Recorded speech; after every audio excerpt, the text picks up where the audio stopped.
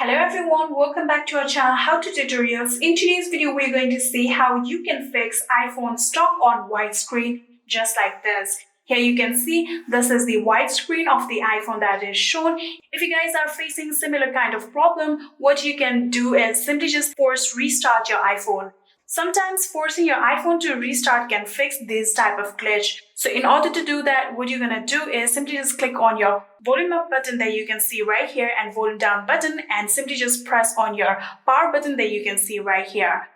I'm going to show you guys just how you can do it. Volume up button and volume down button and then power on button. Here you can see there is the option of slide to power off. Do not touch it. Simply keep on pressing on power button until your iPhone is completely shut down. Here you can see now a Apple logo will be appeared, and simply just hold on to your power on button, and here you can see the Apple logo is shown. You can release your finger now and wait until your phone is completely on. Here you can see your phone has completely been turned on.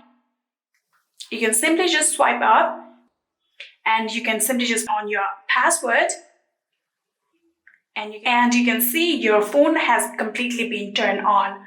And yeah, this is how you can force to restart your iPhone.